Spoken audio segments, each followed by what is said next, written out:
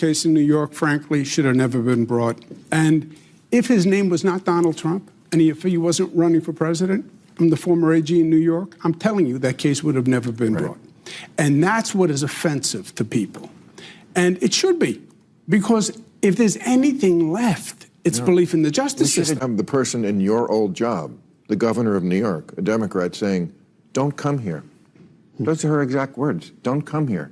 And the mayor of New York saying, this is going to ruin our city. I mean, if I didn't know who was talking, I would have thought that would be Republicans. Yeah, but they didn't stop them, Bill. They could have stopped them. Right. The governor was saying she didn't want them outside of New York City.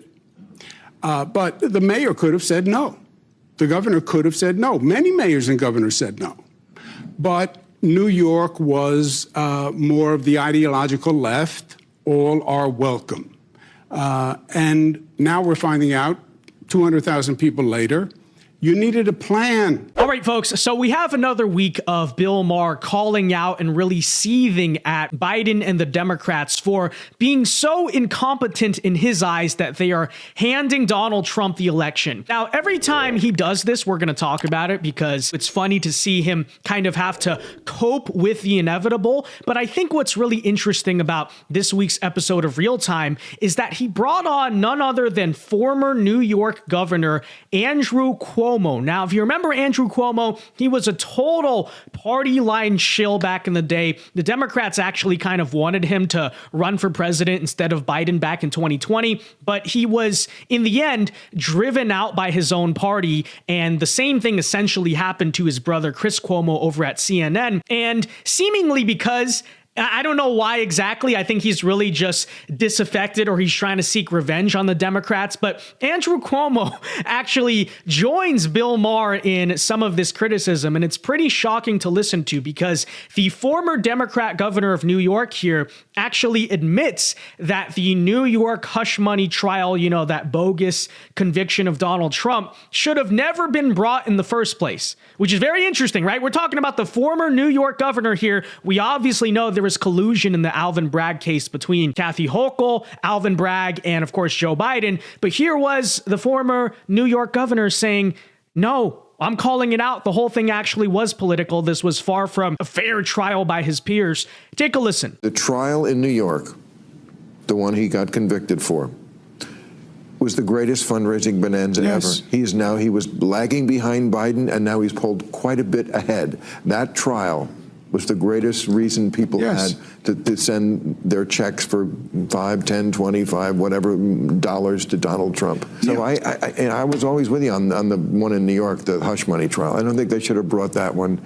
It was just always going to look like a sex case, and people were always just going to look at it that way. So anyway. That case, the Attorney General's case in New York, frankly, should have never been brought. And if his name was not Donald Trump, and if he wasn't running for president, I'm the former AG in New York, I'm telling you that case would have never been brought. And that's what is offensive to people.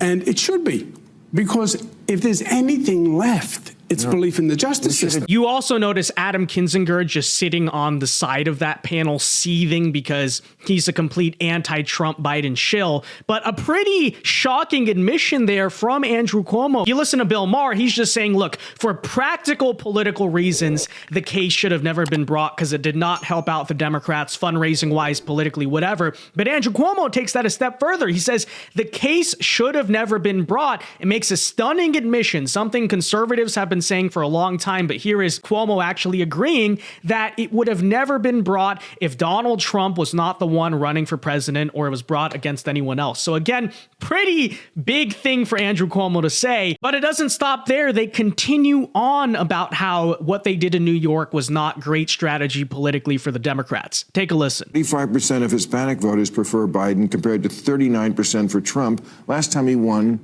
59%. That was 2020. So he's lost 14 points there. He went to Morehouse. He said, what is democracy if you have to be 10 times better than anyone else to get a fair shot? That seemed like pandering to me. Black voters under 50. He led by 80 points in 2020, now by 37, still a lot, but he's lost 43 points off the key constituency. Student loans. He's forgiven $144 billion in student loans. Only 36% of student debt holders like it. I mean, if you can't win the people you're pandering to, I mean, I get it. Politics is somewhat about pandering. That's not even an insult. You're supposed to do what people want to a certain degree, also be a leader. But if you're not winning these groups, and he's lost 8% off women since 2020, and yet I read in the polls, he pulled ahead this week. Explain that to me. Well, just to be clear, Biden did not actually pull ahead in the polls this week. There are 2 national polls that did show him beating Trump slightly in the popular vote and kind of a shift in favor of Biden. But when we look at the average of all polls, because, you know, there's some are outliers, there's a spread, there's an average. The RCP average of the month of June, this is obviously following the Trump conviction and fresh off of that news, actually has Donald Trump leading on average by +1. And before the conviction in the RCP aggregate, he was leading by 0.9. So you could either look at it and say Donald Trump actually went up in the polls recently, or you could basically say it's still the same. But okay, moving on, it doesn't stop there. Andrew Cuomo now shifts to call out Joe Biden over his handling of the migrant crisis and the southern border. And again, let's consider 4 years ago, this guy was the biggest Democrat shill in their golden boy with 100%. And check out what he's saying now. His immigration policy was a mistake, right? I get the theory of the extreme left. We're a land of immigrants, let everyone come in. We all came as immigrants. I get it. But how you do it makes all the difference in the world, right? And to just open the borders with no plan, you don't know where they go, you don't know who's going to pay for them. They wind up in cities all across the country. New York has a couple of 100,000. Oh, wait, so hold on. Is that an admission that that is what Biden has done, which is open the border? Because I've been hearing for the past couple weeks, that's not actually true. Biden's closed the border. Everyone's misrepresenting the issue. Okay, thank you, Andrew, former Democrat, I guess still technically Democrat, for once again admitting the truth. In hotels, costing New York City a fortune, no jobs, no training, no help assimilating into society. So who did you even help, right? It was a great theory. You have the person in your old job, the governor of New York, a Democrat, saying, "Don't come here." Those are her exact words. "Don't come here." And the mayor of New York saying, "This is going to ruin our city." I mean, if I didn't know who was talking, I would have thought that would be Republicans. Oh, and let's not forget that same mayor of New York is the guy who celebrated and bragged about the fact that New York was a sanctuary city that was open for all just about a year before this migrant crisis really started to affect him. So, you know, he can backtrack on it. All these Democrats can backtrack and say, we're not really supporting our own policies here, but that's exactly what you did. Okay. Yeah, but they didn't stop them, Bill. They could have stopped that. Right. The governor was saying she didn't want them outside of New York City. But the mayor could have said no. The governor could have said no. Many mayors and governors said no. But New York was more of the ideological left. All are welcome. And now we're finding out, 200,000 people later, you needed a plan. You needed to know what to do with these people. And that's where you failed. So there you go again. Andrew Cuomo shockingly points out the truth and calls out the current governor of New York, saying, no, this is not an issue that was dumped on you without your consent like they now talk about. Oh, Texas and Florida and all these evil red states sent the migrants there. No, New York asked for them. New York openly said, all are welcome. We're a sanctuary city. We're a sanctuary state. You pledged during your campaign to keep New York City a sanctuary city. Do you have any concern that policy is attracting more people to the border, more people to cross the border to make that dangerous trip? No, not at all. This city has always been a sanctuary city, and we've always managed those who wanted to come to New York City to pursue the American dream. Let me tell you something, New Yorkers. Never in my life have I had a problem that I did not see an ending to. I don't see an ending to this. I don't see an ending to this. This issue will destroy New York City. Destroy New York City.